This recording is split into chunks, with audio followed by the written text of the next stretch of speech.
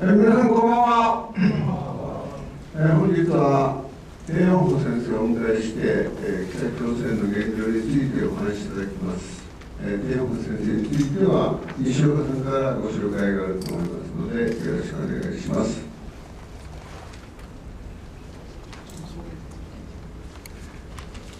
どうも皆さんお集まりいただいてありがとうございます。今日は元北朝鮮の外交官で、そしてその後韓国に亡命した後国会議員をされて、その後平和統一諮問会議というのが、これは大統領の直属の機関なんですが、大統領がそのトップなので、事務所長というのはナンバー2で、次官級の役職ですけれども、それをされて、それでユン政権が終わったので、それをお辞めになった、北朝鮮と韓国両方のエリートが来てくださいました。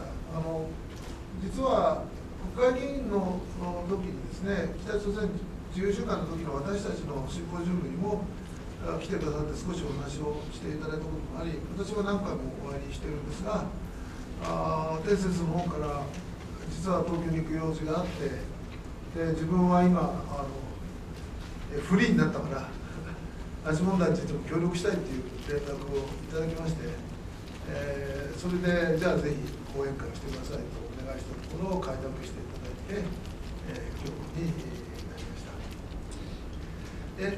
た。天先生の略歴は皆さんにお配りした資料に書いてあります。そして今日の資料では、天先生韓国で出された本の翻訳が出てるんですが、この本の中でいろいろ見どころがあるんですが、私が今日ぜひお話ししてほしいとお願いしたのは、2002年9月に平壌で何が起きているか。2002年9月、小泉純一郎首相が平壌にやったとき、実は鄭先生は平壌の外務省にいたんです。そこで何が起きたのかということをこの本の中に詳しく書いてあるんですが、その部分について直接お話ししていただきたいというふうにお願いをしてあります。それから、北朝鮮情勢についてもお話しいただきたいし、そして今朝ですね、中国と北朝鮮が報道したのですが、9月3日の中国の戦勝記念軍事パレードに金正恩氏が行くという報道がありました。それについても解説していただきたいというふうに思っています。通訳を入れて約1時間ぐらいお話をしていただいて、それからまず家族会の方々にご質問していただいて、その後フロアからご質問いただきたいというふうに思っています。그러면 부탁합니다.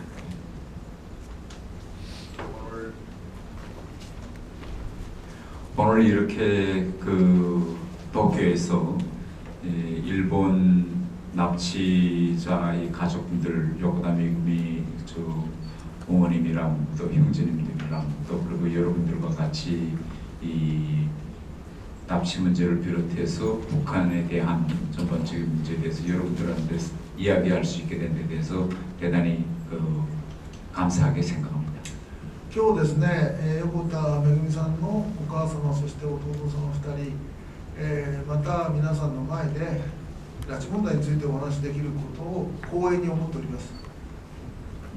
오늘 제가 얘기하는 건 제일 먼저 일본에서 제일 관심 가지고 있는 납치 문제, 이 납치 문제에 대해서 당시 고이즈미 총리가 방문했을 때 북한에서 어떤 일이 있었는지라는 거를 제가 말씀드리겠는데, 제가 오늘 말씀드린 내용의 대부분은 다 제가 쓴 이 책 3층 서기실의 암호에 다 있는 그런 내용들을 위주로 말씀드리겠습니다. 간단히.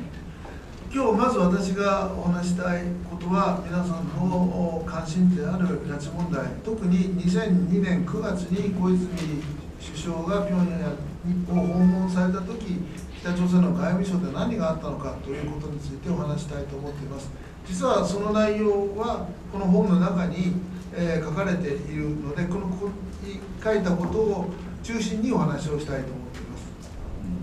제가 북한 외교관으로서 이제 그 1980년대 후반부터 북한 외교관으로서 계속 일하고 있었는데, 북한 외교관들한테서 제일 큰 문제 중에 하나가 바로 일본에서 북한 당국이 진짜 일본인들을 납치했느냐 안 했느냐라는 문제가 제일 중요했고, 모든 북한 외교관들은 고이즈미 총리가 평양에 가기 전까지는 전 세계적으로 절대 북한은 그런 납치를 할 리도 없고 할 필요성도 느꼈기 때문에 그건 다 일본이 꾸며낸 거짓말이다. 이것이 북한 당국이 수십 년 동안 유지되어 온 북한 당국의 전통적인 주장이었습니다.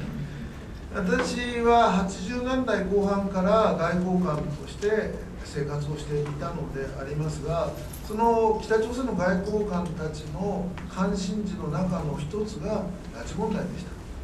本当に拉致をしたのかということについてみんな関心を持っていました。そしてみんなは2002年9月まで思っていたことは、北朝鮮は拉致をする理由もないし、拉致など事実がないと、日本がでっち上げたものだというふうに北朝鮮の当局は言っていましたし、私たちもみんなそう思っていました。 그러다가 결국은 고이즈미 총리가 북한에 가서 김정일과 북일 평양 선언을 맺고, 그 선언이 이제 그날 노동신문과 TV를 통해서 이제 전국에 이제 결국은 공개되었는데, 그런 공동 문서가 나오기 전까지 외교관으로서 북한 외교부, 그때 당시 외교부는 전혀 이런 일이 일어날 것이라는 건 전혀 예측을 못하고 있었습니다.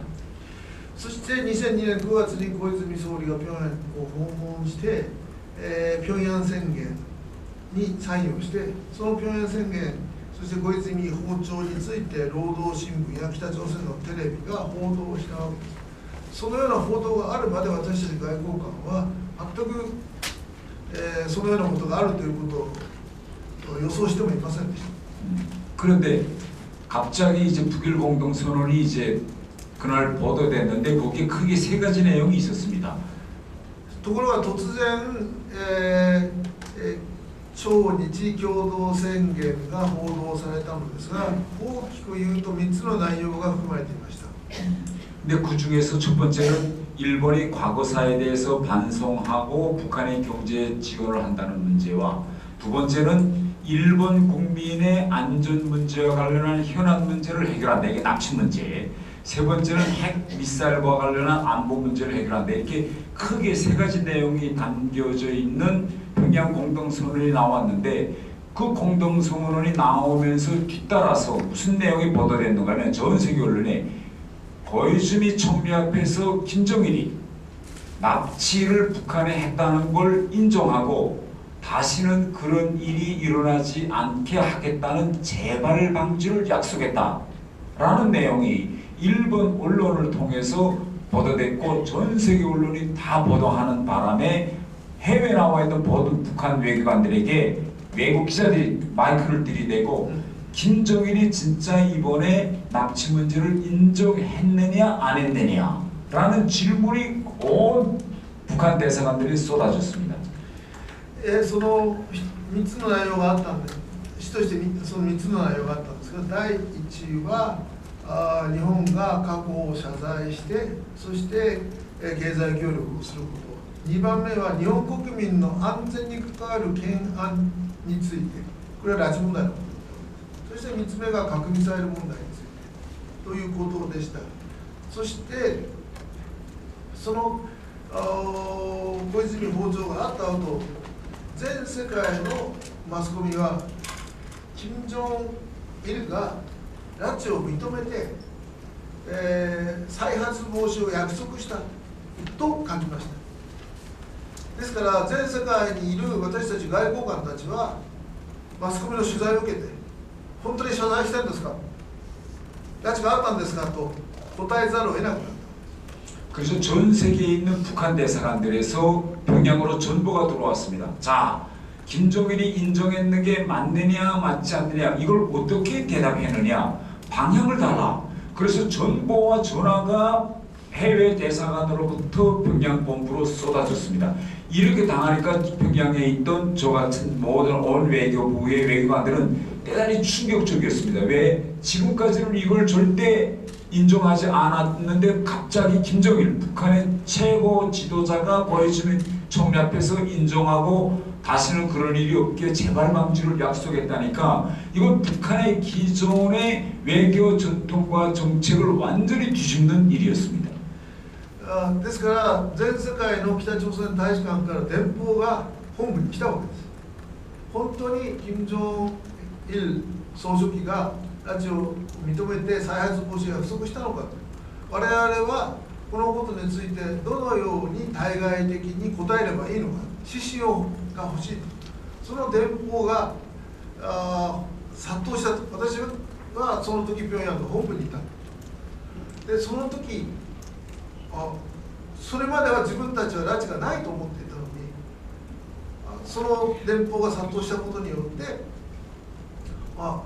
北朝鮮の最高指導者が認めたんだということが分かって私たちは衝撃を受けました。 그러면 평양에서 해외 대사관에다가 방향을 내보내야 됩니다. 아, 김정일이 고해주미 총리를 만나서 그걸 인정했고 재발 방지를 약속했다라고 보내겠는지 아니면 그런 일 없었다. 그거는 일본이 꾸며낸 거짓 가짜 뉴스다라고 보내야 되는데 이걸 작성하자고 보니까 누구도 그때 그 자리에서 김정일이 고해주미 총리 앞에 그런 말을 했는지 안 했는지 아는 사람이 북한에서 지금 없는 겁니다. 그래서 온 외교부가 지금 충격에 빠져서 이거 어떻게 대응해야 되는지 갈팡질팡하는 이런 일이 북한 외교부에서 그때 일어났습니다. ですから全世界の外交官に指針を出さなくちゃいけない。金正恩が拉致を認めて再発防止を約束したのか、あるいはいやそんなことは日本のが作り出したでっち上げなのか、どのように答えを書かなくちゃいけないのか、自信を持って書ける人が外務省にいなかった。金正恩が一体何を言ったのか分からなかった。김정일가です。 그러면 그래서 마지막에 어떻게 내보내느냐 이걸 어떻게 대답을 할 거냐라는데 지시가 내린 게 뭔가면 그런 질문을 받으면 그러니까 김정일이가 인정했느냐 안 했느냐 이런 질문을 받으면 거기에 절대 yes나 no냐 대답하지 말고 절대 대꾸하지 말고 아무런 코멘트도 하지 말라라는 방향이 작성됐습니다. 이거는 결국은 뭐냐? 원래 북한이 부인해 no 해야 되는데 no도 yes도 하지 말고 가만히 있으라라고 한 거는 결국은 김정일이가 그런 말을 했다는 거를 결국은 북한 스스로가 인정하는 이런 사건이 되는 것입니다. 最終的にどのような指針が全世界の外交官に行われたのか、そのような質問が起きたときにイエスともノーとも言うな、答えるなという指針が出されました。本来ならこれはでっち上げだと言わなくてはいけないのにノーとも言うなという指針が出されたわけです。 그런데 그때 그 현장에 있었던 사람은 북한에서 오직 누구냐? 북한 외무성 일부상이었던 강석주 일부상이 그때 김정일이 옆에 앉아있어 이 사람만이 모든 걸 다 대답을 줄 수 있는 유일한 사람이었습니다. その時ですね、実は小泉首相と金正日の会談場に外務省の中で一人だけ、その席にいた人がいました。それが観測さん、観測中第一副大臣です。副長官。 그래서 외교부가 혼란스러우니까 강석주가 이렇게 이야기합니다. 자, 그렇게 이러지 말고 강당에다 모여라. 내가 설명하겠다. 이렇게 돼서 강당에다 모입니다. それで観測中が外交部が混乱してるから分かったと、俺が説明するとみんな行動に集めろと言って、彼が説明をすることになりました。 그래서 다 강당에 모였습니다. 강당에 모였는데 그때 강석주가 이렇게 이야기합니다. 이 납치 문제는 북한이 반드시 해결하고 넘어가야 될 문제다. 観測中は行動に集まったみんな外交官に対してですね、こう言いました。拉致問題は必ず解決しなければならない問題だ。 이 문제를 우리가 넘기면 북한이 이 문제를 넘기면 일본에서부터 100억 불이 온다. 이렇게. この問題さえ乗り越えれば日本から100億ドルが来る。 그래서 김정일 장군님께서 중대의 결심을 하셨다. だから金正日将軍様が重大な決定をなさった。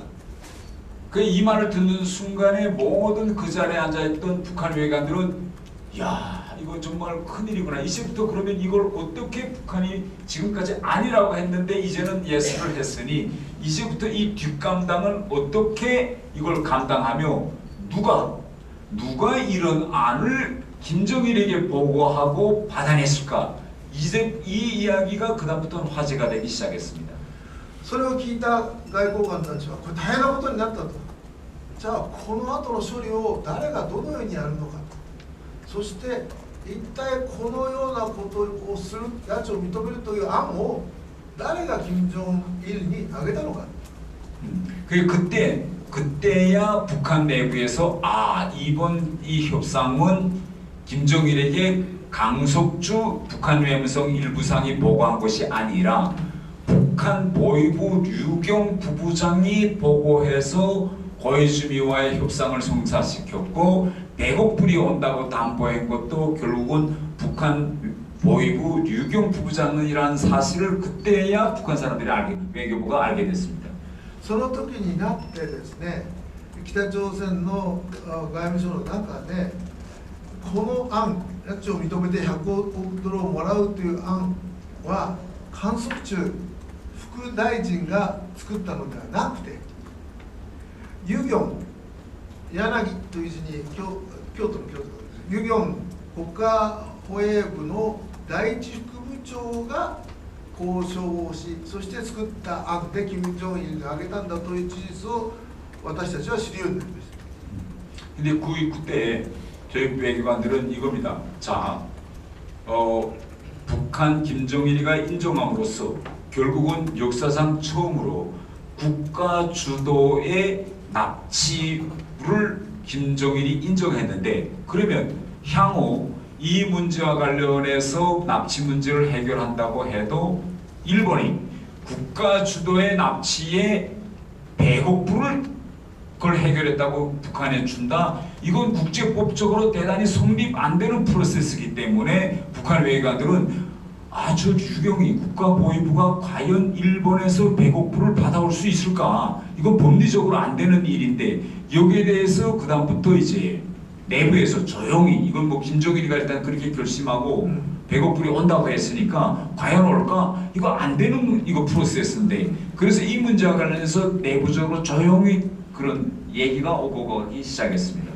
しかし、外務省の中ではですね、拉致を認めた、国家が拉致をしたことを認めた、そしたら100億ドルが来る、これは国際法的に成り立つのかと、本当に100億ドル来るのかと、大丈夫なのかと、大きな声で言ったら金正日が決めたことですから、それに反対できないから、本当に来るんだろうかと小さな声で話が始まっていました。 그러면서 이제 생존자들 중에서 5명이 이제 일본으로 고향 방문 형식으로 이제 가기 시작했고 이것도 보위부에서 하기 시작했고 그 다음에 일본에서 그 다음에 문제가 나오기 시작했습니다. 요코다 메구미가 살았느냐 죽었느냐 이런 논쟁이 벌어지기 시작하고 북한은 요코다 메구미가 죽었다라고 하면서 유고를 보내는 일이 일어납니다. その後ですね、5人の被害者が一時訪問という形式で日本に送られます。そしてその後横田めぐみさんが死んだのか生きてるのかという問題が浮上します。 그런데 유골이 이제 일본에 올 때 그때 당시에는 북한에서 그 유골 재를 고열해서 다 이제 태웠거든요. 그래서 이제 일본에 보내면서 이제는 유골을 보냈으니 요코다 메구미 사건은 끝났다. 이렇게 이제 전 세계에다가 다 이야기했습니다. 遺骨を送った時高温で焼いて送ったのですね。そして北朝鮮は遺骨を送ったのだから横田めぐみさんの問題は終わったというふうに全世界に話をしました。 근데 이 유골이 도착한 다음에 조금 있다가 일본에서 갑자기 유골이 가짜다. 왜 가짜냐? 이렇게 분석하니까 이게 가짜다는 뉴스가 또 전 세계에 터져서 북한의 외교관들은 와 이거 유골 보는데 이게 가짜라니 이게 무슨 소리냐? 그래서 또 한 번 북한 외교군에서 대센세이션이 일어났습니다. しかし遺骨を送った後ですね、しばらく経って日本側がこれは偽物だと発表した。その理由はこういう理由で偽物だと発表したと。それでまた全世界にいる外交官たちがこういう報道が出てどう答えればいいんですかと本部に問い合わせが殺到する、そういう混乱が起きました。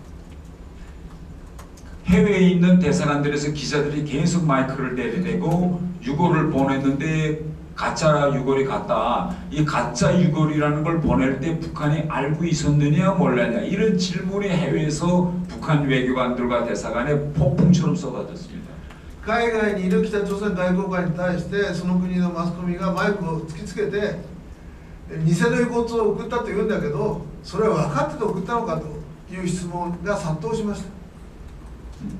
그래서 이제 북한 이 책에도 있지만은 저는 유럽국에 있었고 일본 이거 유골 담당한 분은 일본 북한 외무성 아세아국 일본 괌이다. 여기서 그 이걸 했는데 그 친구들한테다가 저희들이 이거 어떻게 이런 중요한 문제를 이렇게 호접하게 당신네 처리하느냐라고 이제 그 일본과의 질문을 전달했는데 이 친구들이 하는 말이 우리도 그것이 진짜인지 가짜인지 우리도 모르고 보이비에서 이걸 줘서 이걸 그대로 일본에 보냈을 뿐이다. 그런데 그거 가짜인지 진짜인지 우리가 어떻게 하느냐. 자기들도 이거 완전히 이런 내용을 듣고 너무 황당하다고 지금 자기네도 생각한다. 이렇게 이야기했어요. それでですね、私は当時、ヨーロッパ局にいたわけです。で、日本を担当するアジア局の日本課があって、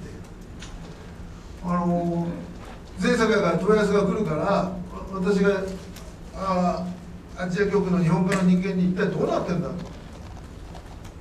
聞いたところですね、いや我々も分からないんだと、保衛部からこれを送れと言ってそれが来たから送ったんだと、本物なのか偽物なのか我々も分からないんだという答えが返ってきました。 그러면서 이제 본인들도 모른다고 하면서 뭐라고 말하는가 하면 그래서 이 가짜 유골이라고 일본이 주장하고 있다는 이 모든 상황을 국가보위부에 다 전달했다. 이렇게 이제 그들이 이야기하는 것이었습니다. それでわからないと言った後ですね、日本側が偽物だと言っているという状況を全部保衛部に報告したというふうに日本側は言っていました。 그러면 통상 북한 외교부에서는 이런 일이 생기면 자 유골을 보냈는데 유골이 일본에서 가짜라고 지금 그런다. 그러면 진짜를 보냈는데 일본이 가짜라고 한다면 끝까지 국제사회에 가서 이걸 주장하든지 아니면 실무 처리를 잘못해서 이걸 잘못해서 다른 사람 걸 보냈든지 뭐 어쨌든 누가 잘못하면 책임을 지고 비판을 받고 처벌을 받아야 되는데 이 사건과 관련해서는 조용히 우야무야 돼가지고 이와 관련해서 책임지거나 해명하거나 처벌받는 일이 북한 외무성에서는 없었습니다. こういう事件が起きたらですね、いや日本の言ってることはデタラメだと言って全世界で反論するのか、あるいは実務レベルでミスが起きて偽物が言ってしまったとしてその場合は責任者が処罰されるということが起きるのですが、そのようなことがなくてうやむやに処理されてしまいました。 그래서 제가 이야기하고 싶은 건 뭔가면 저도 북한에서 오래 외교관 생활을 했지만은 이 납치 문제와 관련해서는 북한 외교관들은 이 진실, 팩트에 대해서 전혀 모르고 있습니다. それで私がここで言いたいことはですね、私は長い期間北朝鮮で外交官生活をしましたが、この拉致問題に関しては北朝鮮の外交官はファクトを知らないということです。 원래 북한에서 미국과의 관계라든지 다른 나라들과의 이런 업무는 다 어디서 처리하느냐? 이걸 외교부 외무성이 하는 거, 외교관들이 하는 겁니다. 그런데 이 납치 문제만은 외교부가 하지 않고 이건 국가보위부에서 처리하게 하고 절대 여기에 대해서 알려거나 구체적인 사실 체크나 이런 거는 절대 북한 외교관들이 간섭 못하게 보위부가 딱 벽을 치고 있습니다. 世界の国との関係ですね、例えばアメリカとの関係とかそういうものはみんな外務省がやるんですが、しかし日本人拉致問題だけについては国家保衛部が担当していて、外務省に対して知ろうともするなと言って壁を作っていました。 어느 정도 가면 납치 문제와 일본과의 관계를 할 때 북한에서 협상 대표가 나옵니다. 외교부, 북한 외교부 부상입니다. 송일호라는 부상. どのくらい壁が作られたかというと、例えばですね、日本との交渉では代表外務省から代表が行きます。ソン・イルホという人が行きます。 근데 이 송일호도 우리 외교부 외교관 출신이 아니고 보위부에서 국장이 일본과의 납치 문제 등 일본과의 관계를 위해서 보위부 사람이 외교부로 와서 외교부 부상으로서 일본과의 협상을 하고 있는 겁니다. でそのソン・イルホは実は外交官ではない。保衛省の局長をやってた人間が、国家保衛部の局長をやってた人間が外務省に来て。 副大臣になって対日交渉を担当した。 이 본인은 자기가 알고 있는 거를 지어 자기 밑에 직속 부하들한테도 절대 이야기하지 않습니다. 彼は自分が知ってることを自分の直属の部下にも話しません。 이해하면 저하고 송일호 부상하고 개인적으로 대단히 친하고. 송일호 부상이 이거 또 술을 또 좋아하고 그래서 개인적으로 이제 같이 사우나도 하고 이렇게 하는데 제가 한번 물어봤습니다. 아니 이거 납치 문제 계속 전 세계에서 떠드는데 이거 실제 사실이 뭐냐? 실제 여권다 매금이 살았냐 죽었냐? 저 한번 조용히 둘이서 한번 물어봤는데 다른 이야기만 나오면 이 사람이 말을 정말 잘하고 잘 놀고 술 잘 마시고 하는데 납치 문제만 나오면 이분이 딱 정색해가지고 너무 심하. 하고 딱 대화를 더 이상 하지 않습니다. というのはですね、ソン・イルホと私は個人的に親しかったんです。彼は酒が好きでよくしゃべる男で、だからいろんな席で一緒になったんですが、例えばサウナに2人で入ったことがあったと。そこでですね、全世界の外交官から日本人拉致問題でいろいろと問われて大変なんだと。2人だけで話そうと。本当はどうなんだと。めぐみさんは生きてるのか死んでるのかと聞いたんだ、聞きました。そしたら他のことになるとよくしゃべるそういう方がこのことになるとそんなこと聞くなと壁にする。 이 정도로 북한에서는 이 납치자들에 대한 게 알려질까봐 극도의 비밀 그런 보안 사항으로 정하고 철저히 이거 관리를 하기 때문에. 일반 북한 외교관들 지요 이 납치 피해자들이 과연 지금 몇 명이 살아있고 어디 있고 이거 하는 거는 북한 외교부 외무성 안에서도 송일호를 제외한 지요 외무상도 모릅니다. ですからそのように、徹底的に情報統制をしているので、北朝鮮の外務省の中で被害者が何人生きていて今どこにいるのかということを知っている人はソン・イルホ以外は誰も知りません。北朝鮮の外務大臣も知りません。 그다음에 다음 문제는 그때 평양 공동선언이 나왔을 때 그때 우리 외교부 안에서 다들 뭐라고 했는가면 이 배곡불과 그리고 납치 문제 사회의 연결고리인데 그때 전통 외교관들은 이거 국가가 인정했다고 해서 일본이 100억불을 줄 수가 없다. 이건 법리적으로 일본도 법치국가인데 이게 어떻게 가능하냐라고 하면서 그때 이 문제를 제안하고 거이즈미와의 북일 공동선을 만든 사람이 국가보위부 유경 부부장 국가보위부에서 했는데 저 이제 필경 이제 후에 이대로 안 돼서 모든 게 다 스텝이 꼬인다면 저 사람도 부사치 못할 것이다. 그때 벌써 사람들이 얘기했어요. 근데 정말 오늘 와서 뒤돌아보니까 이제는 그때 북일 공동선언이 뭐 나온 2002년도에 나온 이후 지금은 뭐 거의 23년이 흘렀죠. 23년이 흘른 지금에 와서 뒤돌아보면 그때 그걸 제안했던 유경 부부장, 여러분 다 아시겠지만 북한에서 총살됐습니다. 네. またですね、その100億ドルの問題、ですが、我々北朝鮮の外交官たちはですね、国家が拉致をしたことを認めた、それで100億ドルが来る、これは国際法上あり得るのか、日本も法治国家なのにと思って、いました。そして内心ですね、うまくいかない場合、ユギョン第一副部長も無事でいられないだろうというふうにひそひそ話をしていました。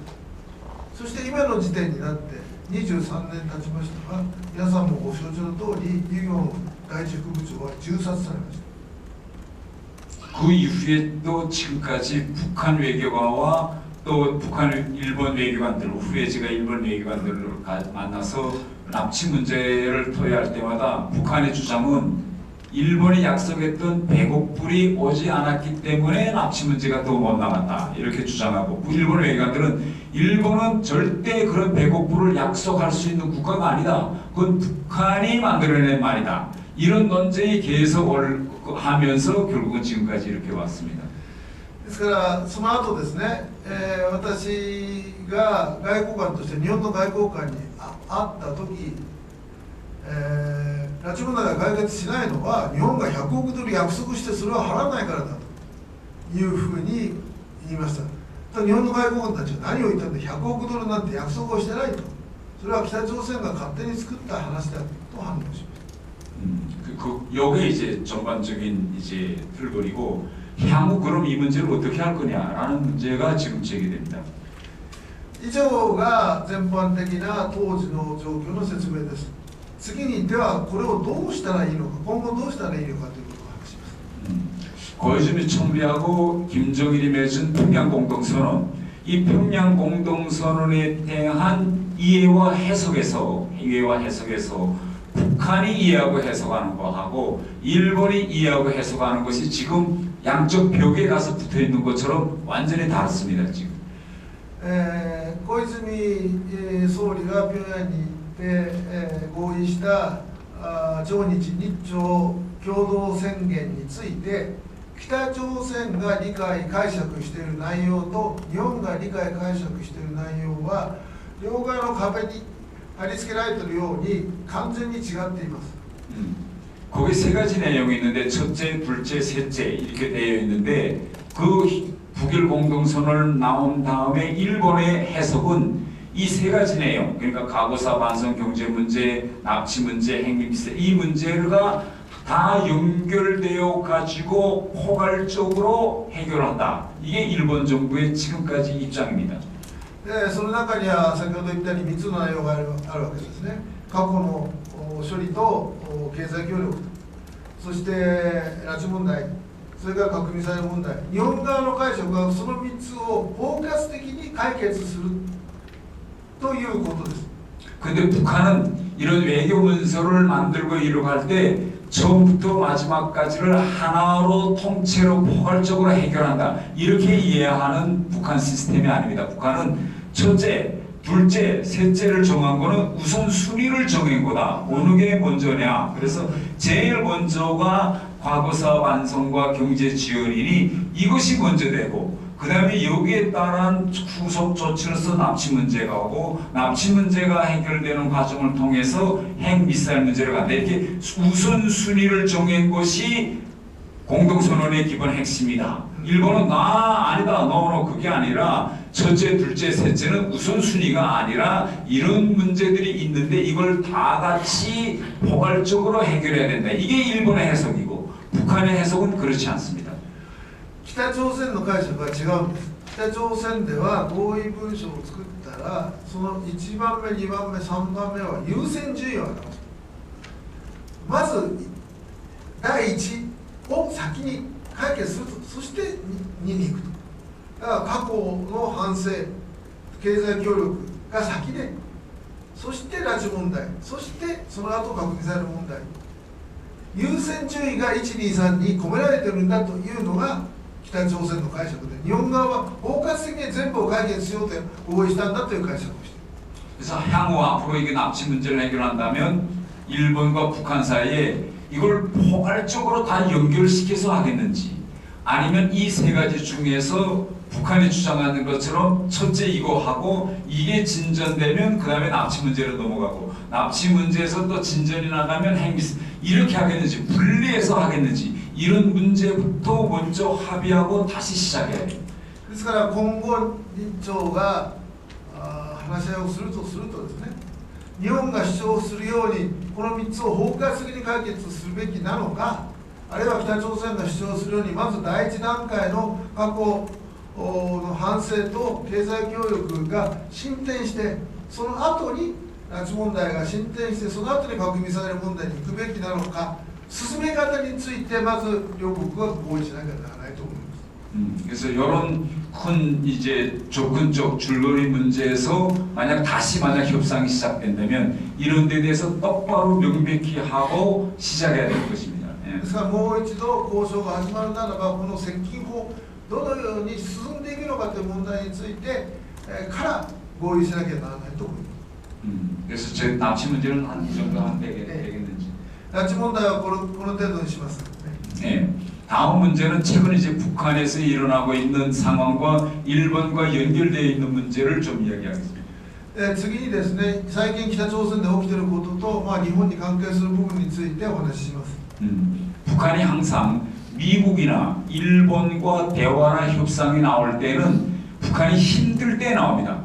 이거 일본과 뭘 하면 혹시 일본에서 뭐 경제 원조라든가 인도적 지원이라든가 뭘 받을 수 있지 않을까? 또 미국하고 대화하면 경제 제재를 풀어주지 않을까? 이렇게 이걸 했을 때 뭘 얻을까라는 게 보일 때 북한의 대화에 나옵니다.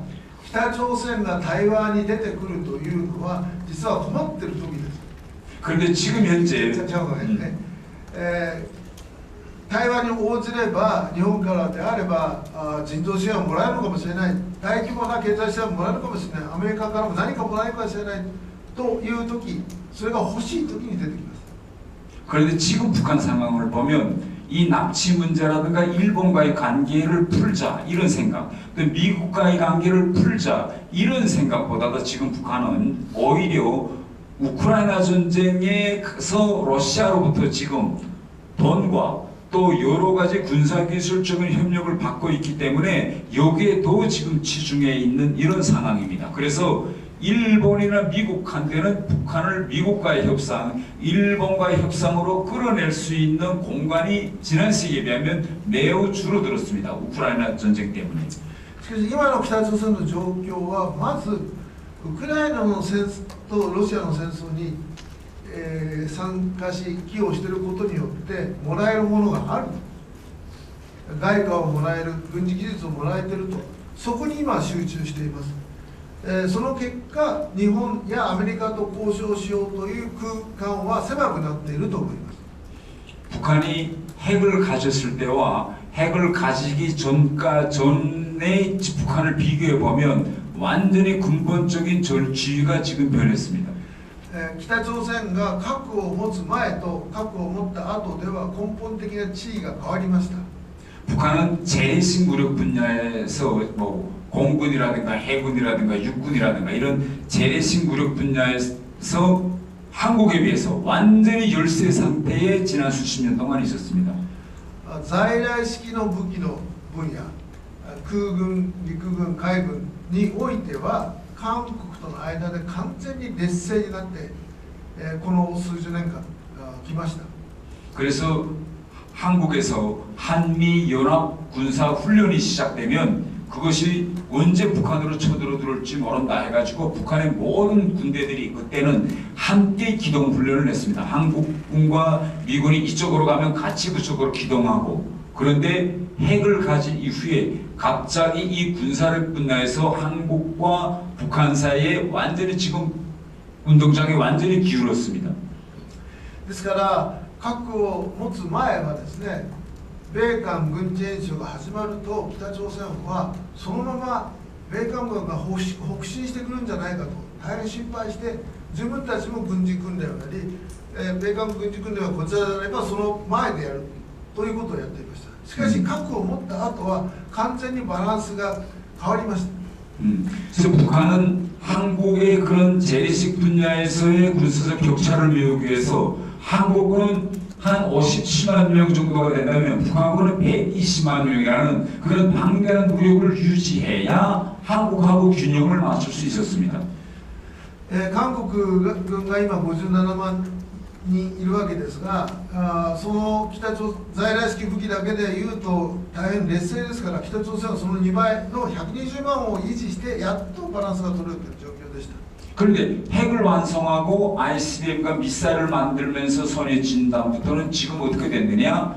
북한의 최정예 부대들을 북한으로부터 빼내서 이제는 먼 러시아까지 보내는 정도에 이르렀습니다. 그러니까 이제는 핵을 가졌기 때문에 미국이나 한국이 먼저 북한을 치는 경우에는 핵을 쓸 수 있다. 그래서 북한군의 유연성, 말하자면 북한으로서 뺐다 였다 할 수 있는 유연성이 지금 완전히 강해졌습니다.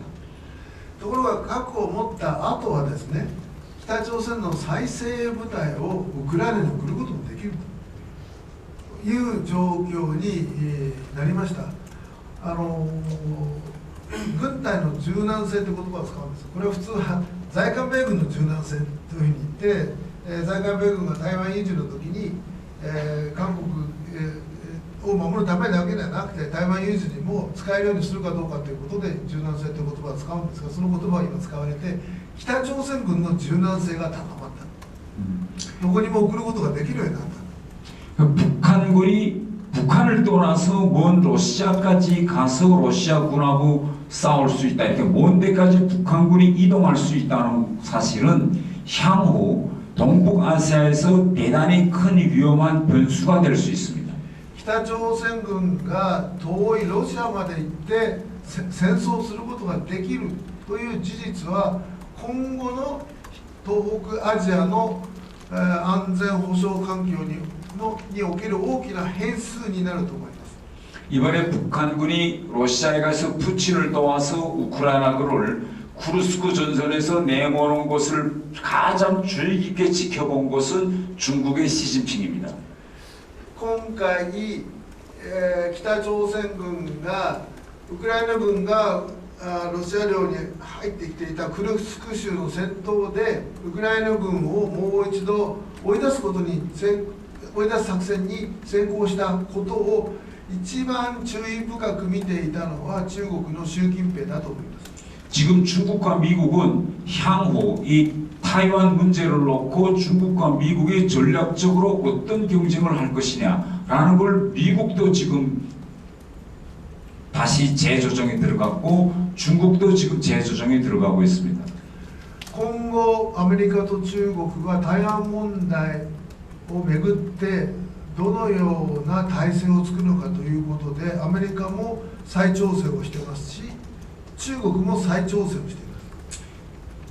만일 지금 다들 걱정하는 것이 2027년을 전후해서 중국의 시진핑이 타이완에서 그 어떤 군사적인 작전을 벌이는 경우 지금 중국이 그러면 한국과 일본에 있는 주한미군이 타이완 쪽으로 움직일 것이냐 움직이지 않을 것이냐, 이 움직이는 걸 어떻게 계속 일본과 한반도에 붙들어 두겠느냐, 이게 시진핑 중국의 지금 가장 심각한 전략적 지금 고려 사항입니다. 2027年に中国がもし台湾を攻撃する場合に、在日米軍と在韓米軍が台湾戦線に加わるのか、あるいは日本と韓国にいたままなのかということが習近平の今一番関心を持っている戦略的な状況です。 미국은 이러한 중국의 생각을 알고 벌써 여러 번에 걸쳐서 한국에 있는 미군이 전략적 유연성을 발휘해서 만약 대만 사태가 긴장해지면 한국에 있는 미군을 빼서 대만 사태에 대치할 수 있다라는 입장을 미국은 여러 번 발표했습니다. アメリカはそのようなことを分かっていて、この間繰り返し台湾有事の際は在韓米軍の戦略的柔軟性が発揮される、すなわち、在韓米軍が台湾戦線に投入されることがあると話をしてきました。 그런데 이번에 시진핑이 푸틴이 김정은과 손잡고 우크라이나 전쟁에서 판세를 뒤집는 걸 보고 앞으로 중국도 이 타이완 문제에서 김정은과 손잡고 잘 협동하면 그러면 타이완 지역으로 쏠리는 미군을 계속 일본과 한반도에 붙들어둘 수 있겠구나라는 새로운 가능성을 지금 보았습니다. しかし今回北朝鮮軍がロシアまで遠征してウクライナ軍を追い返すことに成功したのを見て、習近平は来たるべき台湾有事の際に北朝鮮軍を活用すれば、在日米軍在韓米軍を台湾戦線に投入させないでそこに引きつけておくことができるんではないか、その可能性を見たと思います。 그렇기 때문에 이제 9월 3일 날 중국에서 이제 전승 열병식을 하는데 푸틴, 김정은, 시진핑 등등 많은 지도자들이 지금 모이는데 가장 중요한 거는 푸틴, 김정은, 시진핑이 9월 3일 날 한 자리에 모인다는 것입니다.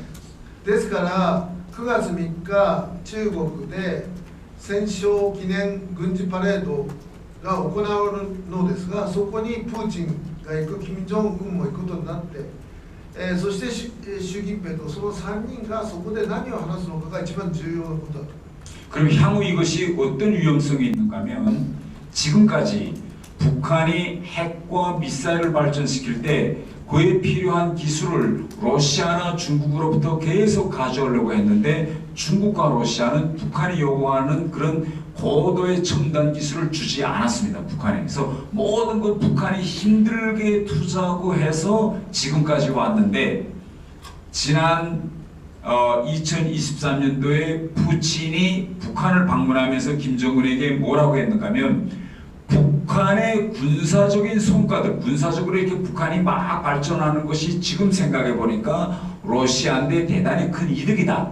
그래서 앞으로 러시아는 전략적으로 북한에 대한 군사적인 지원 또 군사적인 기술 발전에 대해서 적극적으로 북한과 협력할 것이다 라고 러시아의 정책이 지금 완전히 바뀌었습니다. これまでは北朝鮮が核ミサイルを開発するにあたって実は中国もロシアも技術を与えませんでした。北朝鮮なんとかくれと言いましたけども警戒して与えなかった。 지금 북한과 だから独自の努力でなんとか来たのですが、2024年プーチンが北朝鮮を訪問して北朝鮮の軍事的な成果は実はロシアにとって、良いものであると、助けになると判断して今後軍事協力を強めていくという判断をプーチンはしたと思います。 그래서 지금 북한의 핵과 미사일 기술 발전 이 그래프를 보면 지금 지난 시간에 이렇게 서서히 조금 올라왔다면 최근에는 완전히 지금 급속도로 상승하는 이런 그래프가 된다는 걸 여러분 알 수 있을 겁니다. ですから北朝鮮の核ミサイル開発をグラフにするとですね、これまでは緩い角度でしか成長していかなかったのが最近になってその角度が急になったということが分かると思います。 최근 북한은 김정은이 여러 번 뭐라고 말했는가 하면 핵 잠수함을 빨리 만들어서 해군을 핵무장화하라. 이걸 공개적으로 계속 이야기합니다. 金正恩は最近ですね、原子力潜水艦を早く完成して、北朝鮮海軍を核武装化しろと繰り返し言っています。 핵 잠수함을 만들려면 가장 중요한 것이 소형 핵 반응로입니다.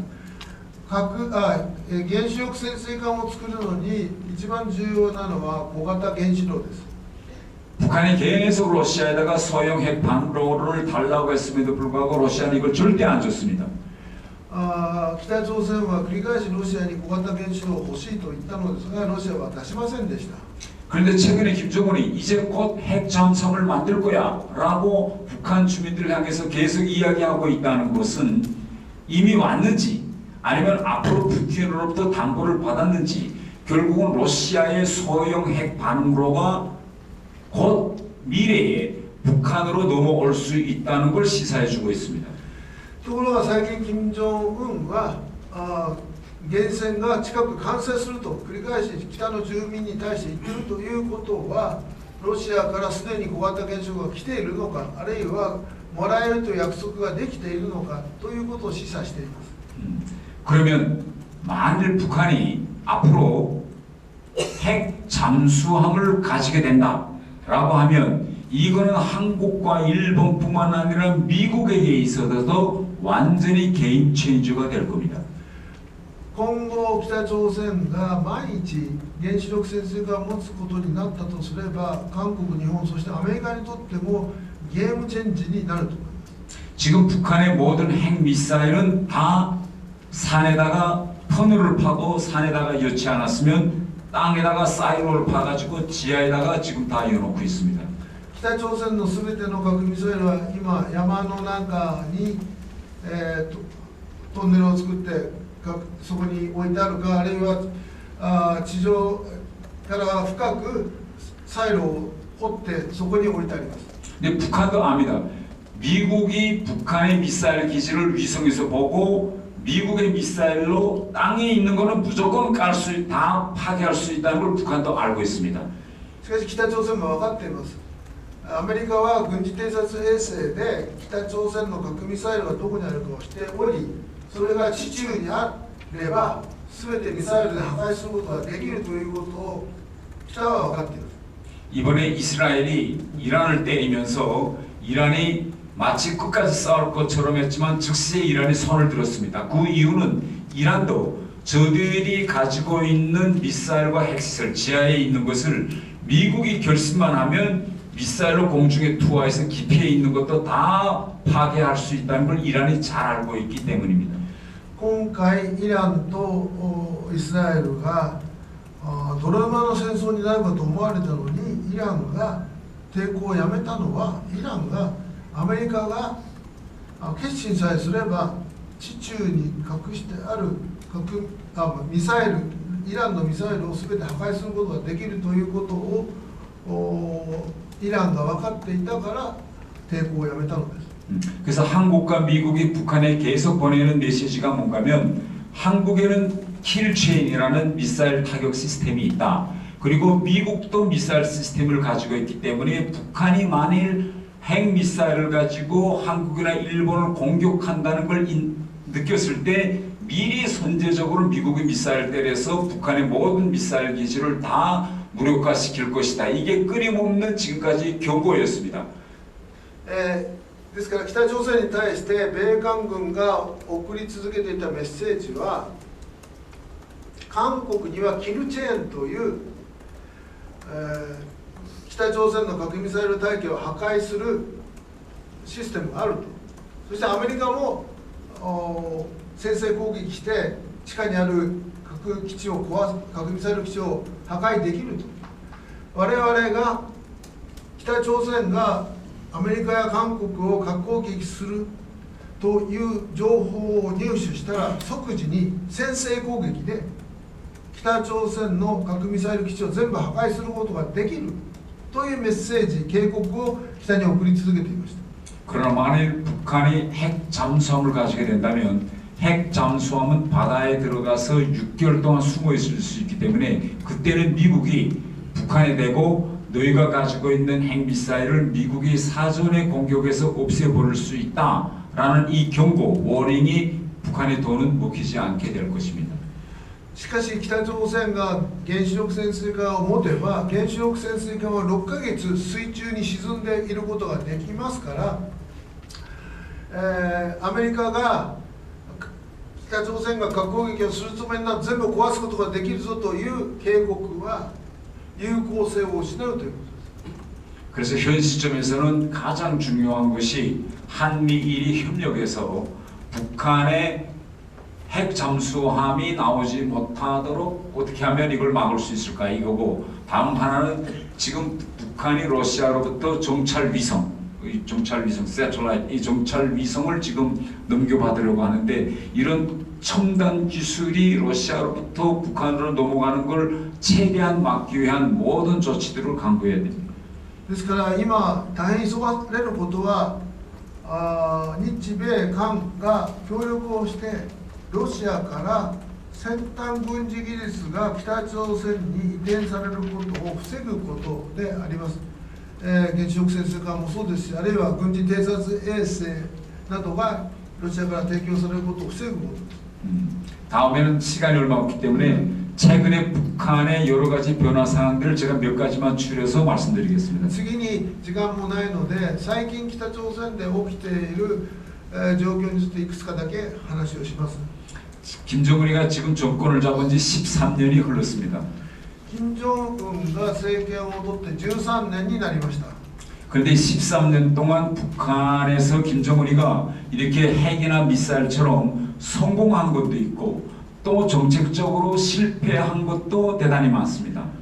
13年間で核ミサイルのように金正恩が成功した分野もありますし、失敗した分野もあります。 우선 첫째, 김정은이가 2012년 집권하면서 북한 주민들한테 뭘 약속했는가 하면 자기가 가까운 시일 안에 북한 주민들의 생활을 개선하겠다. 그래서 허리띠를 졸라매주지 않겠다라고 2012년에 약속했는데 13년이 지난 지금까지도 북한에서 먹는 문제, 이 경제 문제를 해결하지 못했습니다. 김정은이. 第一に、金正恩は権力の座に上がってすぐ2012年に、食べることを解決すると、上から住民を解放すると、ベルトを厳しく締めることがないようにすると言いましたが解決していません。 두 번째로서는 지금 북한의 핵과 미사일, 해군이 최근에 점점 더 현대화되고 고도화되고 있는데 현대화되고 고도화되고 있는 이 무장 장비들을 유지하려면 더 많은 투자와 돈이 들어갑니다. 북한 경제로서는 무기는 현대화되는데 그걸 유지 관리하는 데 필요한 자금을 점점 더 부담이 커지기 때문에 북한 경제는 점점 더 악순환 과정으로 들어갈 수 없는 구조가 생기고 있습니다. 2番目にですね、核ミサイルを持つことはできたのですが、そのような先端武器を持つと維持にお金がかかる。その兵力の現代化が進めば進むほど維持にお金がかかると。しかしその維持をするような経済力がないと。経済がどんどん落ち込んでいくという悪循環が起きているということです。 경제는 발전하지 못하는데 이런 미사일을 만들어서 터널과 지하에 열으면 여기에 엄청난 전기가 들어갑니다. 왜냐하면 전기를 계속 돌려가지고 환풍을 시켜서 습기를 뽑아내야 그 미사일 시설들을 계속 유지하는데 여기에 더 많은 전기가 생산하면 생산할수록 전기가 계속 들어가면 결국은 경제 분야에 들어가는 전기는 줄어들 수밖에 없고 주민들에 들어가는 전기는 더 줄어들 수밖에 없기 때문에 주민들의 불만은 앞으로 점점 계속 올라갈 겁니다. 核ミサイルが増えれば増えるほどそれが山の中の倉庫に保管するためには換気が必要だと。換気をするためには電気が必要だ。ミサイルの数が増えれば増えるほど必要な電気量は増えると。必要な電気量が増えれば民生に回る電気がそれだけ減ると。国民が使える電気が減ると。そうすれば国民の不満がより高まっていくという構造ができている。 두 번째로 이게 그래서 군사적인 문제가 앞으로 북한의 큰 이제 저는 이제 아킬레스건이고, 두 번째는 지난 김정은 통치 기간에 한국 영화와 드라마를 보면서 북한의 MZ 세대들의 생각이 지금 완전히 변하고 있습니다. この軍事的なジレンマがありますけど、もう一つはですね、この13年間金正恩体制の中で北朝鮮の若者たちが韓国のドラマや韓国の文化を知ってしまった。 김정은이가 집권하면서 북한의 젊은이들이 절대로 한국 영화와 드라마를 못 보게 하겠다, 이렇게 하고 법을 만들었습니다. 반동사상문화배격법, 평양문화보호법, 청년교양법, 법을 만들어가지고 중학교 애들도 잡아다 족치고 사람들 다 모여있는 데서 재판하고 했지만 13년 동안이 지난 지금에 와서 오히려 북한에서 한국 영화와 드라마를 보는 북한 젊은이들의 수는 대단히 계속 이렇게 늘어나고 있습니다. 金正恩体制になって韓国のドラマを見たらば処罰をするという法律を3つも作りました。反動思想文化排撃法、青年教養保護法、平壌文化語保護法という法律を作りましたし、公開処刑もしたり、子どもたちを集めてその前で裁判をやって処罰をするということをやりましたが、やっても結果として若者の中に今韓国ドラマブームが広がっています。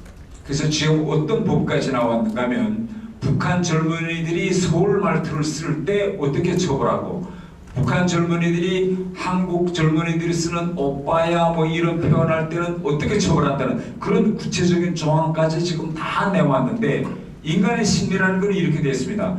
서울말 하지 마라, 한국식 표현 쓰지 마라, 하지 마라 하고 젊은 애들한테 요구할수록 어떻게 될까요? 젊은 애들은 점점 더 그런 데로 갈 겁니다. こんな法律前で作ったんですね。具体的に韓国の言葉遣いを使ったら処罰する。具体的にその言葉遣いも法律に書いてあるんです。例えばオッパっていう言葉があります。オッパっていうのはもともとは妹がお兄さんを呼ぶときにオッパって言うんですが、韓国ではそれを若い恋人たちが年下の女性が年上の恋人を呼ぶときオッパって言うんです。北朝鮮では同志って言うんでオッパって言わないんですが、それを使ったら処罰すると、具体的にオッパって使ったらダメだと法律に書いて、そのように使ってはいけない言葉を法律に具体的に書いた法律まで作ったんですが、しかし若者の心理というのはやるなというと好奇心を持ってやってしまうということです。 북한 젊은이들은 한국 영화나 드라마를 보면서 아 이거 언제쯤이면 한반도가 통일될까? 통일돼야 한국 같은 데 가서 한번 좀 살아보겠는데, 그래서 북한 젊은이들 속에서 통일에 대한 희망과 갈망이 커지기 시작하니 김정은이가 지난해에 헌법을 개정합니다. 그래서 뭐라고 하는가 하면 통일은 없다. 그리고 남과 북은 이제는 같은 민족도 한 국가도 아니다. 앞으로 남과 북은 영원히 두 개의 국가로 갈라질 것이다. 그리고 이 두 개의 국가로 갈라지는 걸 어떻게 하나 지금 고착화시키려고 해서 북한에서는 이제는 통일이라는 말도 안 하고 김정은이가 내놓은 적대적 국가 두 개 국가론을 내놓고, 지금 북한은 한국을 보고 지난 시기에는 남조선이라고 불렀는데 이제는 대한민국이라고 부르고, 대한민국인 한국도 북한을 북한이라고 부르지 말고 조선민주주의인민공화국 국가로 서로 부르면서 이제 완전히 갈라지자, 이런 방향으로 지난해부터 북한의 정책을 완전히 바꾸었습니다. 北朝鮮の若者たちはですね、韓国のドラマや映画を見ながら早く統一をしたいと、統一してこの韓国に行きたいというふうに思う人たちが増えてしまった。それで、金正恩が去年、一昨年の12月、去年の初めから統一はもうないと、韓国は同族ではないと、敵対的な二国関係だと言って憲法も変えた。そして、呼び方もそれまでは南朝鮮と言っていたのが、南朝鮮っていうのは朝鮮半島が一つという意味が含まれるから、そう呼ばないで韓国ということ。そして韓国に対しても北朝鮮というなと、朝鮮民主主義人民共和国と呼んで国対国で付き合おうと今言っています。 그래서 북한이 지난해부터 적대적인 두 개 국가, 남과 북이 이제는 국가로 갈라지자. 그 다음에 한반도를 지금 갈라놓은 휴전선, 지금 그 휴전선인데 북한은 지금 그 휴전선이라고 안 합니다. 이거는 국경이다.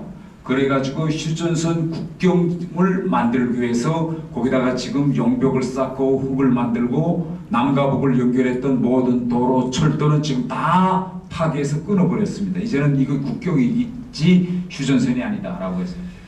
それで北朝鮮はですね、南北を分けている休戦ラインをもう休戦ラインではないと、これは国境だと、2つの国なのだから国境なんだと言って、南北をつないでいた道路や鉄道を全部破壊し、休戦ラインに壁を作り、塀を作り、行き来ができないようにして国境だと言っています。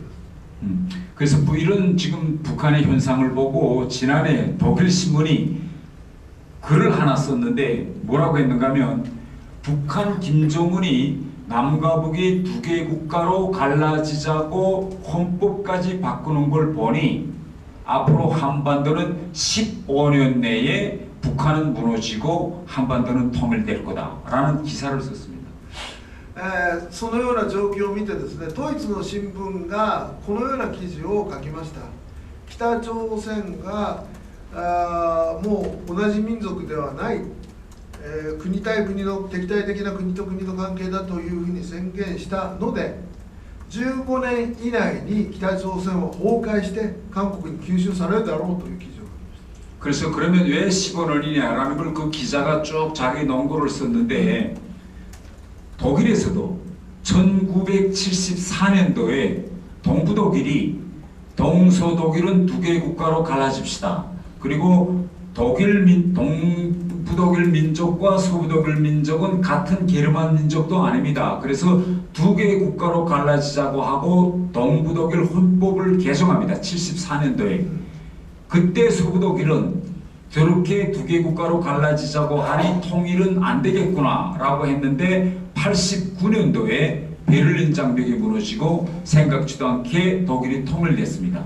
통일이 된 다음에 왜 동부독일이 74년도에 헌법을 개정하고 두 개 국가로 갈라지자고 했을까? 아카이브를 열어보니 그때 벌써 동부독일에서는 동부독일 주민들이 다 TV를 봐도 서부독일 TV를 보고 동부독일의 영화에서 누가 유명한 배우인지는 몰라도 서부독일에서는 누가 유명한 배우인지 다 알고 젊은이들이 노래를 콧노래를 불러도 다 서부독일 콧노래를 부르고 이걸 보고 그때 당시 동부독일 공산당은 이거 통일하면 안 되겠다. 통일하는 말 안 되겠다. 두 개 국가로 갈라지자. 그래서 그때 그걸 보고 아 지금 북한들이 이렇게 하는 걸 보니까 자라나는 세대들이 앞으로 15년이 지나면 지금 20대, 30대가 15년이 지나면 40대, 50대가 돼서 북한의 중추 세력이 될 거고 이들이 중추 세력이 될 때 반드시 북한 정권은 무너진다. 동부독일처럼 이런 계산을 한 기사까지 나왔습니다. 네. そのドイツの記者がですね、15年後に北が崩壊して、韓国に吸収されるだろうと書いた根拠は実はドイツでそういうことが起きたからだ。1974年に東ドイツがもう東西ドイツは一つの国ではない二つの国だ、民族も違うと主張し東ドイツの憲法も変えました。しかし15年経って東ドイツが崩壊した。で東ドイツで一体その15年前1974年に何が起きていたのかということを調べてみたところ、東ドイツの住民は実はテレビを見るのはもう西ドイツのテレビしか見てない。映画俳優も東ドイツの映画俳優の名前は知らないけど西ドイツの映画俳優の名前はみんな知ってると。口ずさむ歌も西ドイツの歌だと。これはダメだと言って東ドイツが憲法を変えたと。しかし若者たちはそれをやめなかった。20代30代の若者たちが15年経って40代50代になって統一ができた。今の北朝鮮の20代30代の若者たちが15年経てば社会の中心勢力になる。そうすれば統一になるんじゃないかというのがそのドイツの記者が書いた記事です。 그래서 이것이 제가 지금까지 했던 최근에 북한에서 이런 변화 과정이고 이것으로 제 이야기 시간이 많이 흘렀기 때문에 이제 끝내고 이제부터 여러분들이 질문을 받고 대답하는 시간을 가졌으면 以上が私が皆さんにお伝えした最近の北朝鮮の変化です。時間になりましたのでここまでにしまして皆さんからのご質問を受けたいと思います。まず家族会の方から、ご質問をしていただきたいと思います。じゃあ奥さんは一言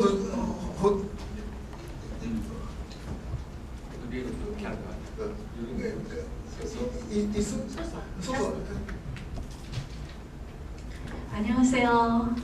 皆さんこんにちは。 저는 태영호스의 아내 어혜선이라고 합니다. 태영호妻の오혜선と言います。 네, 제가 사실은 제가 이렇게 여러분들 앞에서 오늘 말씀드리고 싶은 게 이제 갑자기 생겨서 마음이 생겨서 제가 지금 마이크를 들었는데요. 우리 부부가 이제 이 장소로 오면서 얘기를 나눴던 게 있어요. 제가 그랬거든요. 그래도 이제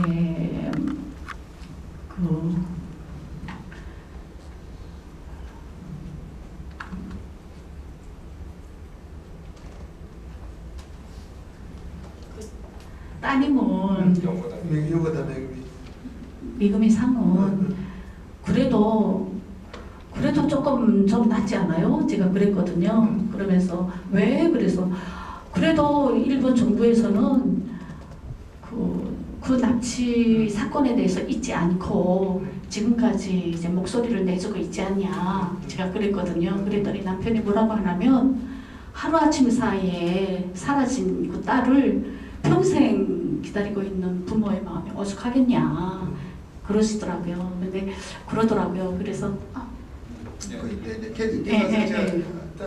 기억하고 있으니까. 네, 그래서 그렇겠구나 하고 제가 이제 따라왔는데 정작 와서 이제 어머님을 뵙고 또 형제분들을 이제 뵙고 보니까 제가 지금까지 이제 바늘방석에 앉은 것 같아서 몸둘 바를 모르겠더라고요. 그래서 제가 북한에서 매교관으로 저희 부부가 살았는데 그게 우리 북한에서 태어난 게 뭐 저희 선택권도 없었고요.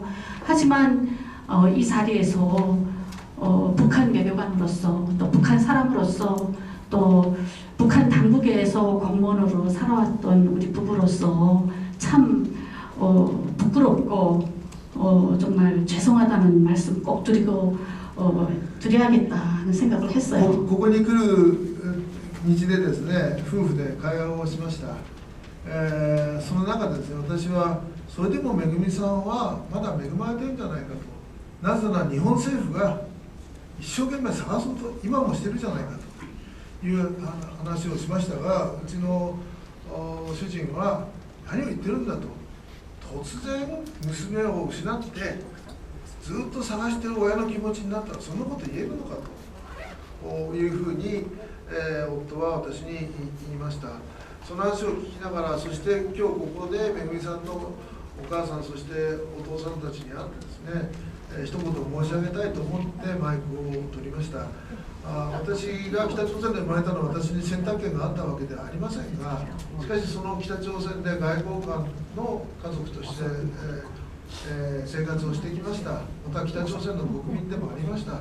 その北朝鮮が犯したことによってそんなに苦しみをされているという方を前にしてですね、恥ずかしくもあり、申し訳ないという気持ちでいっぱいです。その気持ちをお伝えしたいと思ってマイクを取りました。 그리고 저희들도 사실은 아이들의 미래를 위해서 자유를 위해서 이 북한을 탈북을 했거든요. 그래서 저희들이 하루아침사에 딸을 잃어버린 그 마음을 다 이해한다고는 다 안다고는 말할 수 없지만 그래도 저희들이 탈북함으로써 저희 어머니와 형제들 그리고 남편의 형제들도 다 지금 추방이 되고 어떻게 살고 있는지 그걸 알 수 없는 상황이에요. 그래서 어떻게 하면 그 사람들을 못 살게 굴고 저렇게 독재적인 북한 체제를 빨리 끝장낼 수 있겠는가 하는 그런 일념을 안고 저희 부부들은 지금 우리 부부는 열심히 살고 있으니까 좀 믿어주시고 더 열심히 살겠다는 그런 결심을 오늘 이 자리에서 말씀드립니다. 私たち夫婦は実は子供たちの未来のために脱北しなきゃならないと思って脱北したわけであります。しかし脱北した結果、私の両親や兄弟たちあるいは夫の兄弟たちは追放されました。今どこにいるかわからない状態、ですけれども、そのように人間を抑圧する体制、独裁体制と戦わなくちゃいけないという気持ちで今韓国で生活をしております。そのような気持ちでいるということを皆さんも理解してくださればありがたいと思いま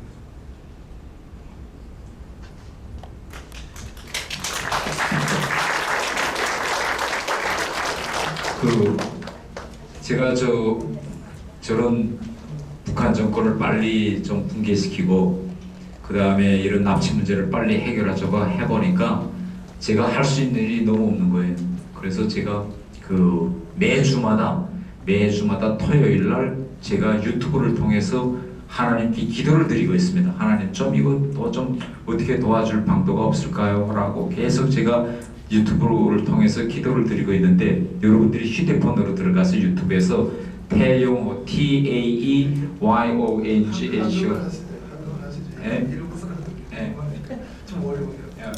영어로 TAEY 기도하시는 거 한국말 아시잖아요.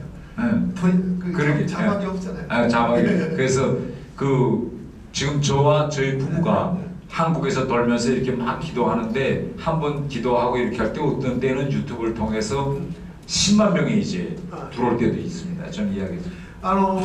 実はですね、今家内が言ったように、なんとか北朝鮮の国際体制を倒して北の住民を助け、拉致被害者を助けたいと思って、何ができるか考えているんですから、なかなかやれることはないです。それで毎週土曜日に YouTube の放送を始めまして、そこで、神様にお祈りをしています。もしも機会があれば私の YouTube もぜひ見ていただきたいと思いますが、韓国でやってらっしゃるので、字幕はないんですが、でもそこで、韓国の全国を回ってお祈りをしています。 왜냐하면 이 유튜브라는 데는 해외에 지금 북한 사람들이 몇만 명이 나와 있습니다. 러시아, 중국, 아랍, 그 다음에 해외에 있는 북한 외교관들은 다 제 동료들입니다. 그래서 이들이 핸드폰을 다 가지고 있고 노트북이랑 컴퓨터를 통해서 인터넷을 통해서 유튜브로 항상 저를 들여다보고 있거든요.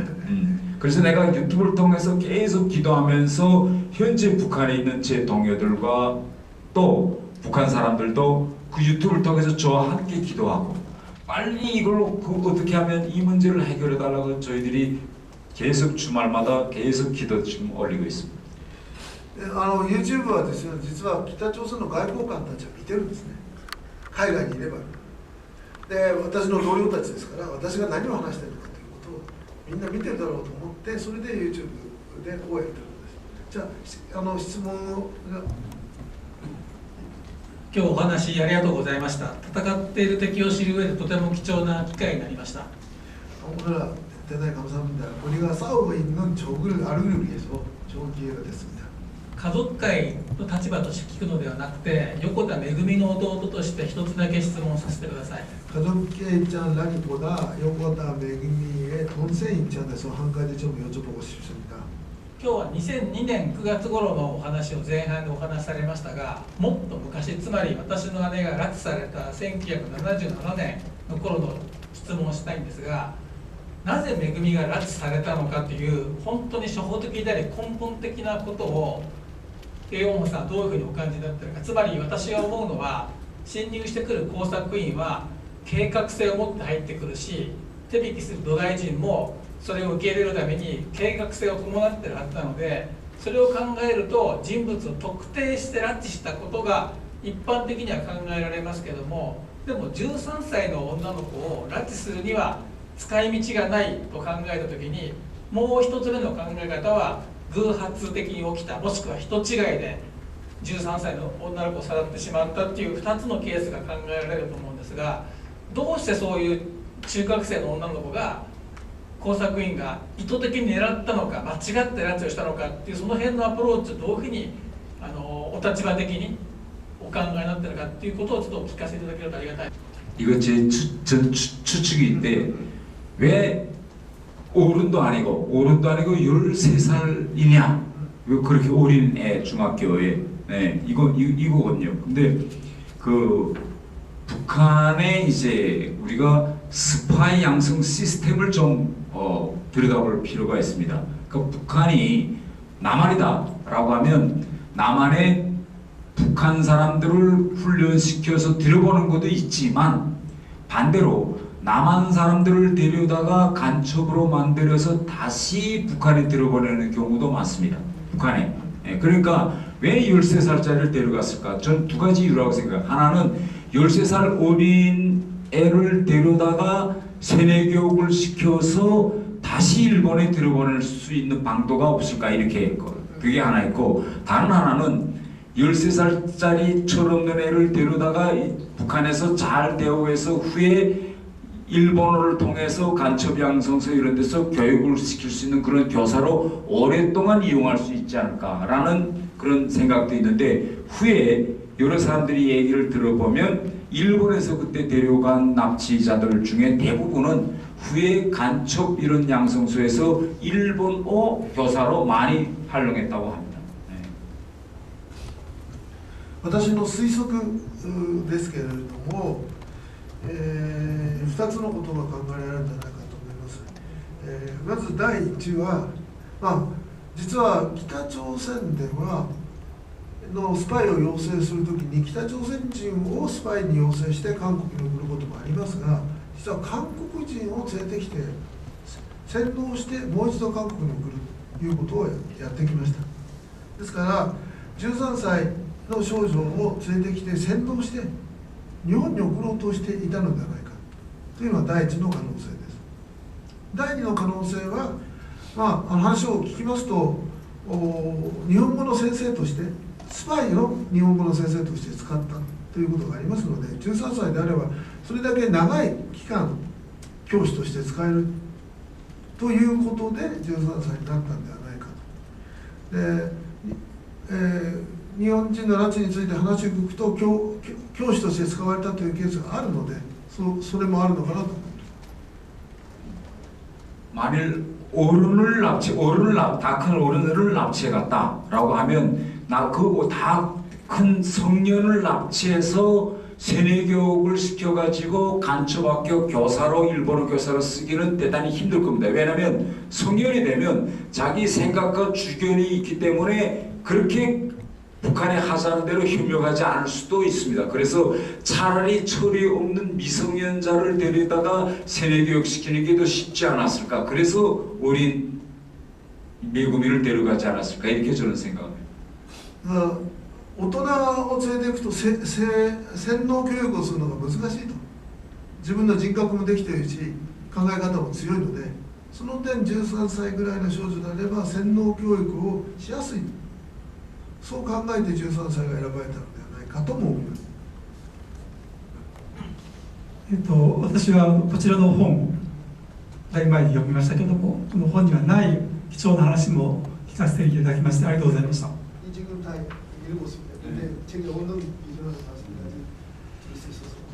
今日テイ・ヨンさんからお話ございましたけれども、韓国からドラマ、映画、音楽などが流入しているということですけども、こういうことは北朝鮮政権にとっては非常に不都合だと思う一方で、若者であったり一般国民に非常に歓迎されることだと思っています。その不都合な情報の中でも政権にとって致命的な情報っていうのはやはり何としても避けたいと思っていると思うんですが、例えばその金正恩の出自、つまり自分の母親が在日朝鮮人だとか、国連や日本から制裁を受けているだとか、日本人拉致事件のことなんかの情報が入ってきているのかいないのかっていうのを、聞いたことがあるかどうかっていうのがまず1個聞きたいことです。でもう一つが、そういった情報をですね、積極的に北朝鮮に流入させることこそがこの拉致問題の解決につながると思っているんですが、今現在の韓国はバルーン作戦が禁止されています。今後の今のイ・ジェミョン政権にあまりの期待はできそうにないんですが、今後の見通しなんかがあれば、思うところがあれば教えてください。 북한 사람들이 김정은이가 이제 정권을 잡은 다음에 어떻게 생각했는가면, 아, 이제 김정은이가 자기 엄마에 대해서 엄청 홍보하겠구나, 이렇게 생각했습니다. 왜냐하면 김정일이 후계자로 되기 전까지 북한 사람들은, 북한에서는 김정숙에 대해서 그렇게 떠들지 않았습니다. 그런데 김정일이가 김일성으로부터 후계자등으로 된 이후에 갑자기 북한에서 김정일의 어머니 김정숙을 떠들면서 김정숙에게 조선의 어머니라는 칭호를 주었어요. 그런데 그때는 어떤 때냐? 아니, 김일성이 자기 두 번째 부인 김성애를 데리고 계속 이거 전국을 현지지도하고 다닐 때인데, 국모가, 북한의 국모가 김성애가 아니다, 김정숙이 국모다라는 걸 김정일이가 되면서 전 북한 주민들한테 계속 알리는 거예요.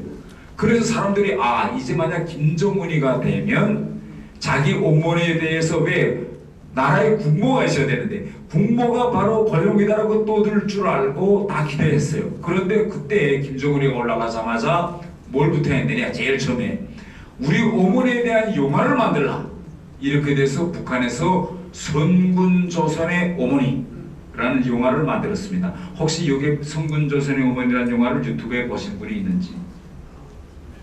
네. 김정은が権力の座に上がった時ですね、北の人たちはこう考えました。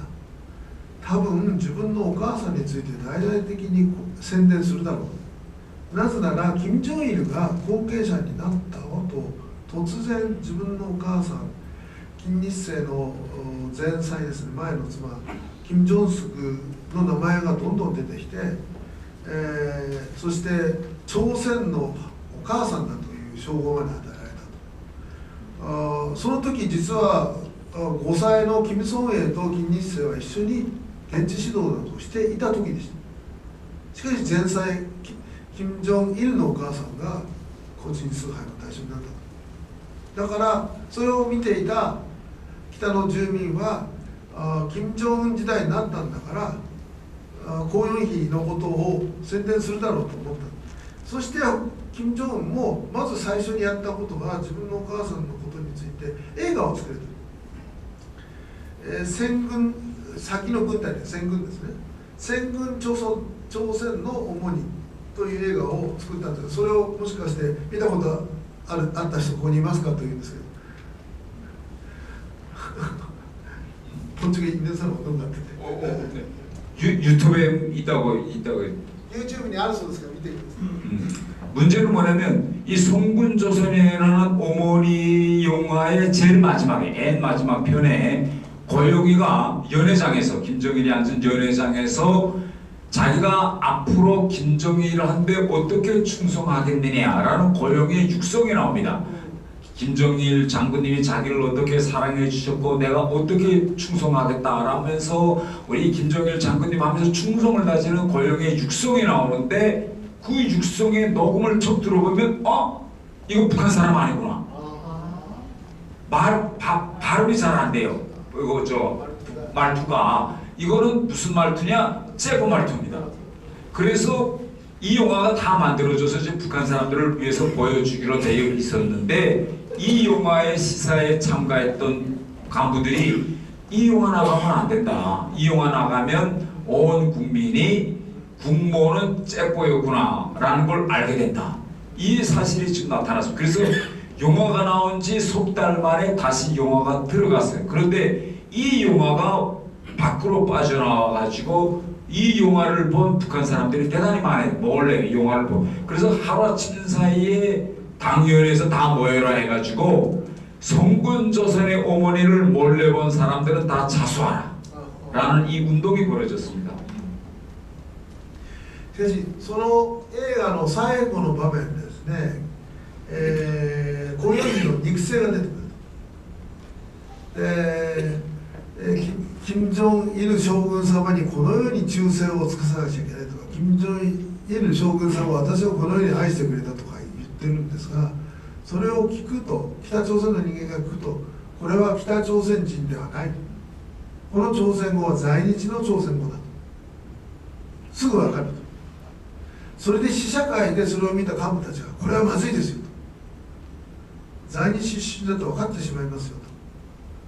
それで3ヶ月でその映画はどっかに行ってしまったと。ところがそれを見てる、隠れて見てる人が増えて、それである時戦軍の朝鮮の母を見た者は自首しろという命令が党から出た。 그런데 그렇게 북한에서 금지되고 없애버린 영화가 해외에까지 빠져나와가지고 이제 유튜브에까지 꽂듯이 지금 올라왔습니다. 그래서 이게 두 번째 문제는 뭔가면 김정은이가 자기 어머니를 내세우려고 하니까 옆에서 간부들이 이건 절대 안 된다. 왜냐? 어머니의 얼굴이 북한 사람들한테 공개되는 순간에 고영이를 알아보는 북한 사람들이 대단히 많아질 겁니다. 왜? 고영이가 만수대 예술단에서 뭘 했는가 하면 조국의 진달래라는 만수대 예술단의 표본 춤입니다. 조국의 진달래라는 거는 조국의 진달래 표본 춤의 주인공이었어요. 고영이가. 그러다가 갑자기 고영이가 없었습니다. 만수대 예술단에서. 그래서 만수대 예술단이라는 게 북한에서 1번 예술단인데 많은 배우들이 고영이 어디 갔느냐, 1번 무용수인데 다 이렇게 루머가 돌고 돌다가 조용히 없어졌는데 몇십 년이 지난 후에 갑자기 영화에 처음 나왔는데 고영이가 김정일의 부인이라고. 그런데 그 연도를, 고영이가 없어진 연도를 따져보니 그때는 이미 김정일이가 결혼한 때 고영이가 없어졌는데 지금에 와서 판을 바꾸어서 국모가 고영이라고 하니까 시간 시퀀스가 맞지 않는 겁니다. 그래서 결국은 성군조선의 어머니라는 영화는 북한에서 들어갔습니다. そしてまたその映画が実はどこかから流出して今 YouTube でまで出ているんですけれども、その映画を見るとですね、ゴーヨンヒの顔が出てくるわけです。で実はゴーヨンヒは有名なマンスデ芸術団の舞踊家だったんですよ。で彼女が踊った有名な踊りが祖国のチンダンレという踊りだったんです。それをみんな見ていた。彼女が主人公だから。ところが突然その踊り子が舞踊師がいなくなった。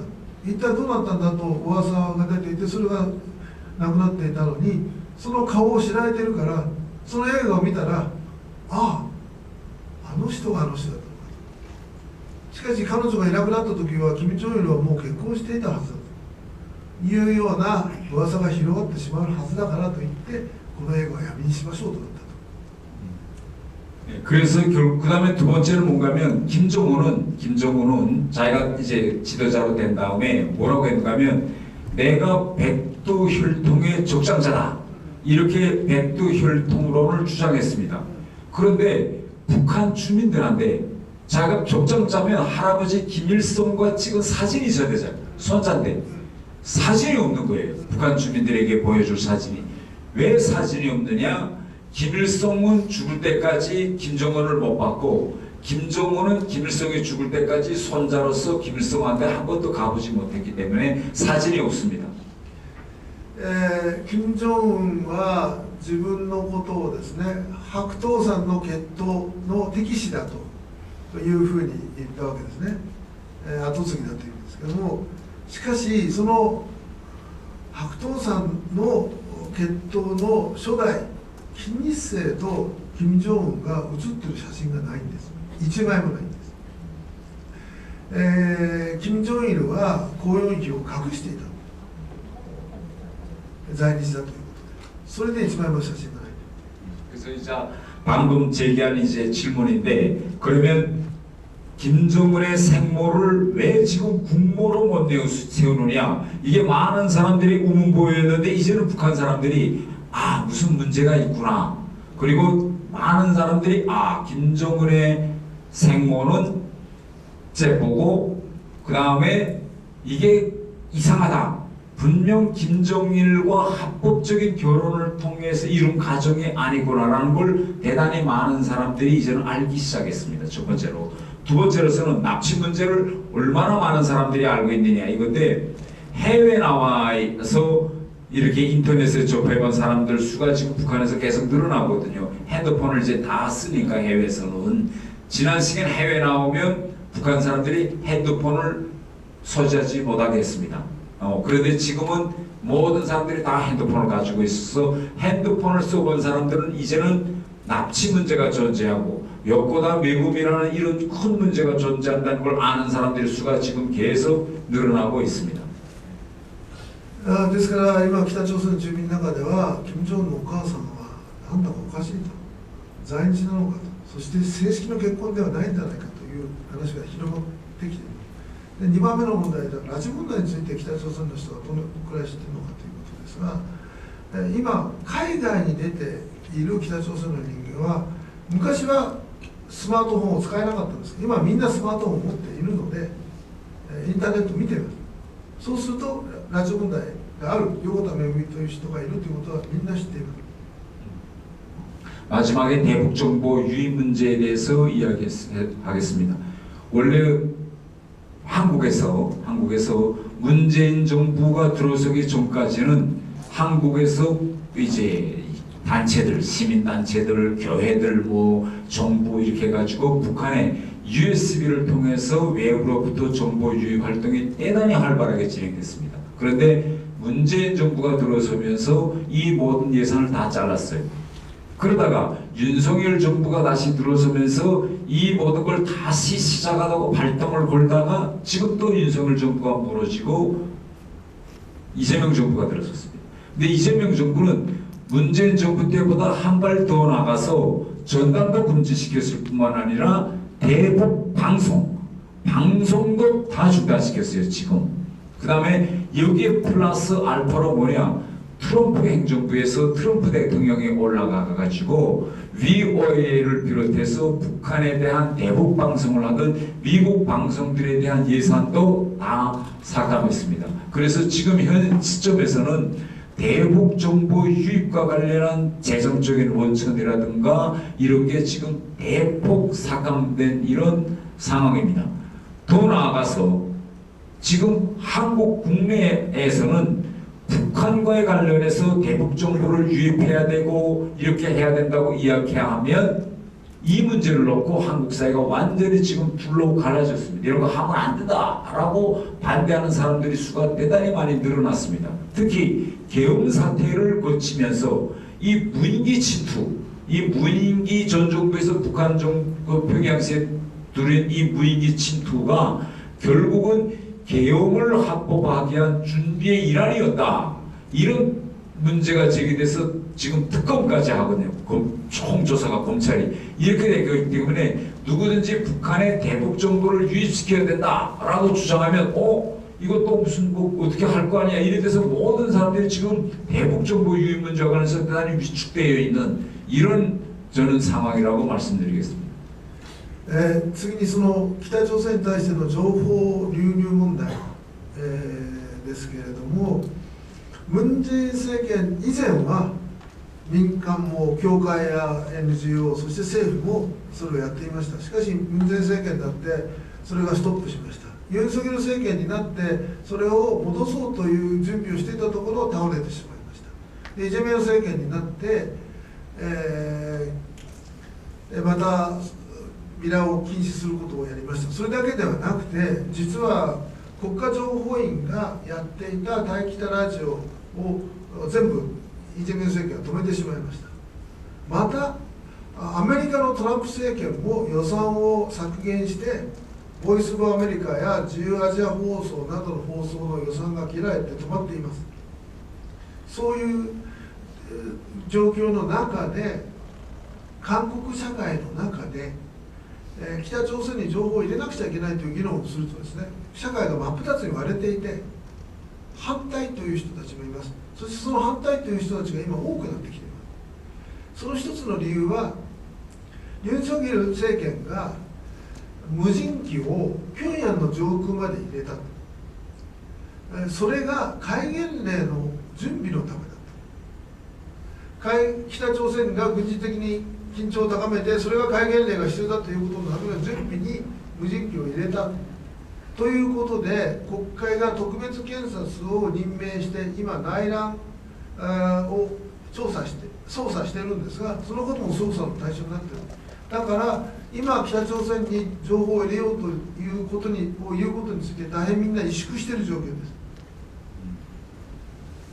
대답에 만족하신지. ここまでにさせていただきたいと思います。今の最後の問題ですけども、今残っているのはキム・ソンミンさんたちがやってる自由北韓放送だけなんですね。あといくつかありますけども。で、私この間実は先週の日曜日キム・ソンミンさんに会ってきたんですが、がんの闘病中で大変難しい状況です。しかしその放送は毎週15分、西岡教授の拉致の話っていう特別番組を20年間流してくれていてですね、それはアメリカの支援をもらって、アメリカ政府の支援をもらっていないので維持できているんですが、私たちは自由北韓放送支援委員会というのを日本で作ってですね、還付を集めてずっと送ってますけれども、ぜひこういう状況で北朝鮮に送られている短波放送が全部遮断されている状況で、幹部の人たちは今外部の情報を知りたくてしょうがない、そういう中でキム・ソンミンさんたちのところは頑張ってますので、支援が救う会でそれを受け付けますから、またご支援もよろしくお願いいたします。